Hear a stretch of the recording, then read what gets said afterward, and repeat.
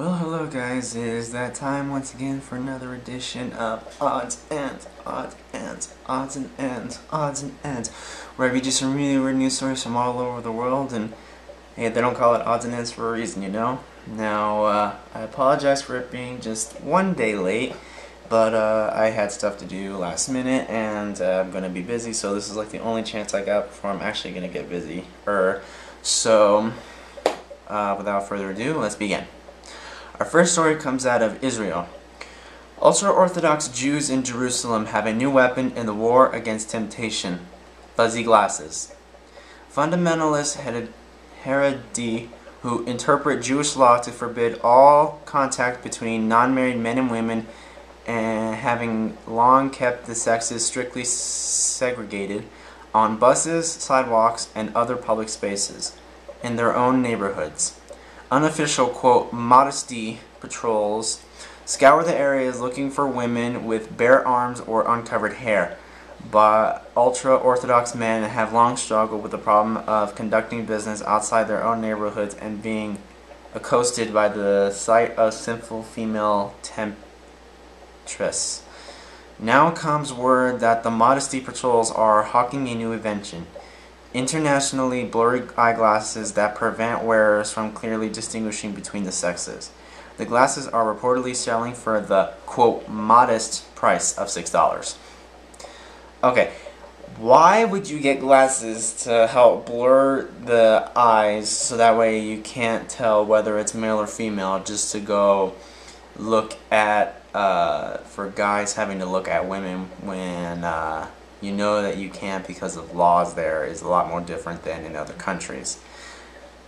I don't know. Doesn't make sense. I don't really care. I really have no opinion though. But moving on. Our next story comes out of Vermont, where a man accused of flattening an entire fleet of police cars in his hometown is quickly becoming something of a local hero, even after pleading not guilty to the crime. It began earlier this month when 34-year-old Roger Pion of Newport was arrested for driving a tractor through the parking lot of the Orleans County Sheriff's Office. Pion turned the law into his own personal monster truck rally, driving over 6 patrol cruisers and 1 police van. Pion was allegedly angry over a recent arrest for marijuana possession. On August 8th, Pion pleaded not guilty to the 15 criminal charges with which he now faced.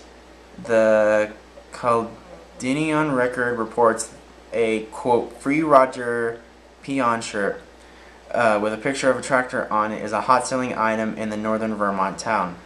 A Facebook fan page titled, quote, Roger Pion the Magnificent has been set up and as has an internet donation campaign to bail him out of jail. Wow. Somebody runs a tractor over, what is it? 6 patrol cruisers and 1 police van, pleaded not guilty, charged with 15 crimes, and he got angry because of marijuana possession, and they're considering him a hero. What has this world come to? Unless they have some form of political view against him, or with him, to show that he is right.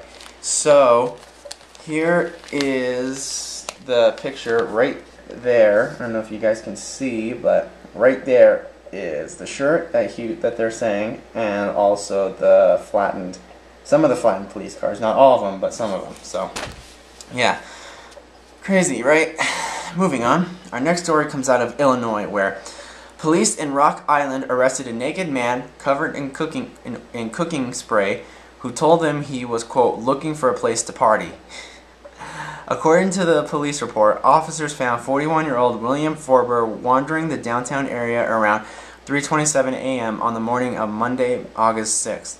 Deputy Chief of Police Jeff Van Hoosen told the Quad City Times that Forber, quote, said he had been dropped off somewhere on 11th Street and that he had walked to the area where he was apprehended. He had lathered himself up in Crisco. He was covered in grease and was holding the can under his arm. Asked why he wasn't wearing the pair of shorts he was carrying, Forber reportedly told officers they were too big and wouldn't stay on. When officers searched the shorts, they located a quantity of drugs they believed to be methamphetamines.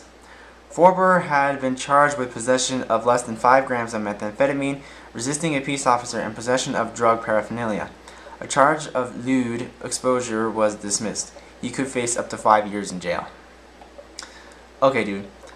Obviously, if you're walking down the street at 3 a.m. covered in cooking spray, and you won't wear pants because they're, quote, too big, and yet when the police officers searched your pants, they found less than 5 grams of methamphetamine, and not only on top of that, you got charged with 2 other crimes as well, and you can face up to 5 years in jail.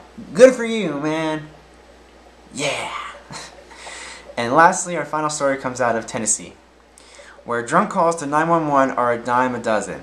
But a Columbia, Tennessee man gets bonus points for calling emergency services and asking them to take him on a beer run.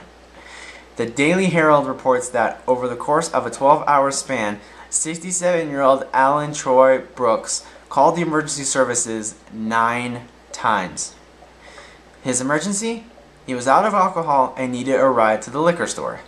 Quote, "I want to go to the store to get my beer," Brooks said according to the 911 call recording. Quote, "I'll pay you." The unhelpful dispatcher responded in a negative, saying, "Sir, I can't take you to the store and get you a beer."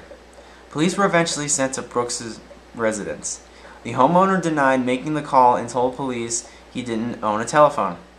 Quote, "I tried to tell him that if he cooperated, he would have just been issued a citation," Officer Senisa Shield told the Herald. Quote, "But we knew if he wasn't arrested, he wasn't going to stop." Brooks was charged with aggravated 911 calls in a non-emergency situation. He was released on a $1,500 bond.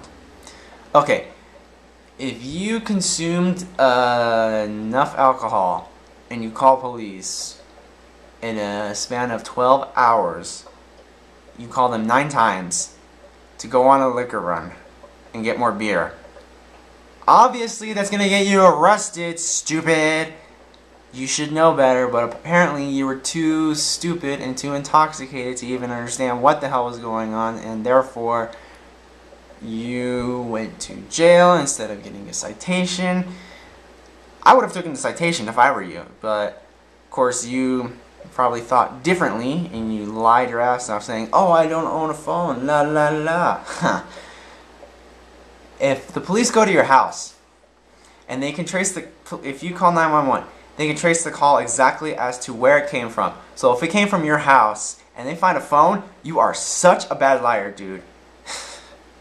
But anyway, you got released on bail for $1,500, so it's kind of a lot, but I don't know why they released him for that though. But anyways, guys, that is it for this edition of Odds and Ends, and I really hope you guys enjoyed listening to those stories as much as I like reading them to you. And we will see you next week for another edition, and until next time, I will see you guys in a week or whenever I get a chance to do another O and E. Yo,